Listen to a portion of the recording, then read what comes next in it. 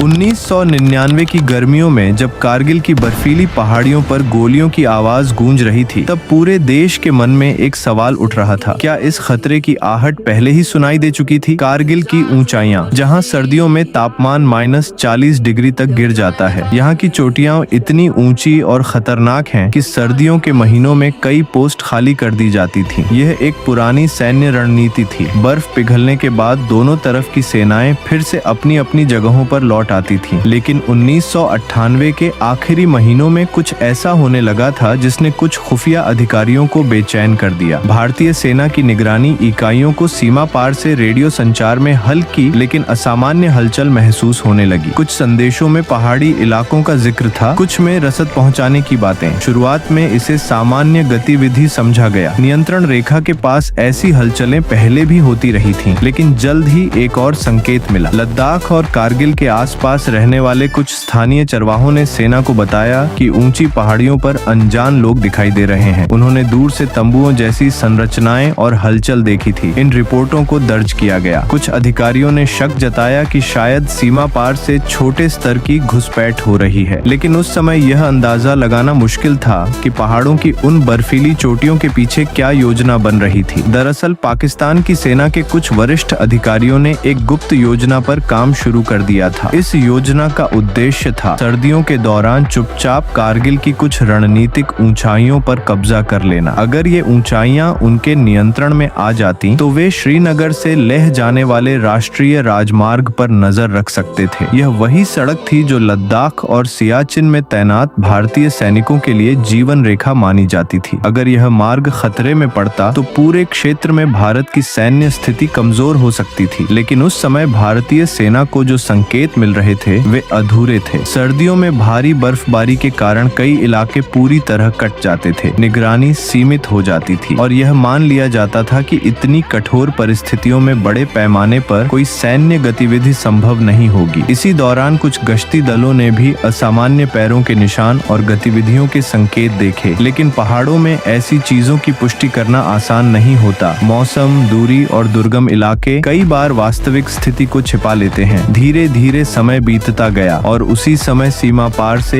एक गुप्त अभियान आगे बढ़ता रहा। पाकिस्तानी सेना की नॉर्दर्न लाइट इन्फेंट्री के सैनिक, जिन्हें अक्सर घुसपैठियों के रूप में पेश किया गया, छोटे छोटे दलों में नियंत्रण रेखा पार कर रहे थे। वे धीरे धीरे ऊंची चोटियों तक पहुंच रहे थे, जहां से नीचे की घाटियों और सड़कों पर नजर रखी जा सकती थी। इन स्थानों पर उन्होंने बंकर बनाए, हथियार पहुंचाए और अपनी स्थिति मजबूत करनी शुरू कर दी। यह सब इतनी खामोशी से हुआ कि लंबे समय तक किसी को पूरी तस्वीर समझ नहीं आई। मई 1999 की शुरुआत में स्थिति अचानक बदल गई। कारगिल के पास एक स्थानीय चरवाहे ताशी नामग्याल ने ऊंचाई पर कुछ संदिग्ध लोगों को देखा। उसे लगा कि वहां कुछ अजीब हो रहा है। उसने तुरंत भारतीय सेना को इसकी जानकारी दी। शुरुआत में एक छोटी गश्ती टीम को जांच के लिए भेजा गया, लेकिन जब वे पहाड़ियों की ओर बढ़े तो उन्हें एहसास हुआ कि स्थिति सामान्य नहीं है। कुछ स्थानों पर पहले से तैयार बंकर थे। ऊपर से गोलियां चलने लगी। यह साफ हो गया कि दुश्मन पहले ही कई ऊंचाइयों पर कब्जा कर चुका है। अब भारतीय सेना के सामने एक बेहद कठिन चुनौती थी। दुश्मन ऊपर था और भारतीय सैनिक नीचे। पहाड़ों की लड़ाई में ऊंचाई सबसे बड़ा फायदा होती है। इसका मतलब था कि हर कदम बेहद खतरनाक होगा। जल्द ही पूरे क्षेत्र में व्यापक जांच शुरू हुई। तब धीरे धीरे यह स्पष्ट होने लगा कि घुसपैठ सीमित नहीं थी, बल्कि कई किलोमीटर तक फैली हुई थी। टोलोलिंग, टाइगर हिल, द्रास, बटाले, कई रणनीतिक चोटियां अब संघर्ष के केंद्र बन चुकी थी। देश को अचानक पता चला कि कारगिल की पहाड़ियों में एक बड़ा सैन्य टकराव शुरू हो चुका है। भारतीय सेना ने तुरंत ऑपरेशन विजय शुरू किया, लेकिन साथ ही एक और सवाल भी उठने लगा, क्या इस खतरे के संकेत पहले मिल चुके थे? कुछ खुफिया रिपोर्टों और शुरुआती चेतावनियों का जिक्र सामने आने लगा। विशेषज्ञों ने चर्चा शुरू की कि क्या उन संकेतों को पर्याप्त गंभीरता से लिया गया था या नहीं। कुछ अधिकारियों का कहना था कि उपलब्ध जानकारी अस्पष्ट थी और पहाड़ी इलाकों में ऐसी गतिविधियों की पुष्टि करना बेहद कठिन होता है। दूसरी तरफ कुछ विश्लेषकों ने कहा कि छोटे छोटे संकेत मिलकर एक बड़ी तस्वीर बना सकते थे, लेकिन जब तक यह बहस चल रही थी तब तक मैदान में लड़ाई तेज हो चुकी थी। भारतीय सैनिकों को उन ऊंचाइयों को वापस हासिल करना था जिन्हें दुश्मन ने महीनों की तैयारी के बाद कब्जे में लिया था। यह लड़ाई आसान नहीं थी। खड़ी चट्टानें, ऑक्सीजन की कमी, लगातार गोलाबारी और दुश्मन की ऊंची स्थिति। फिर भी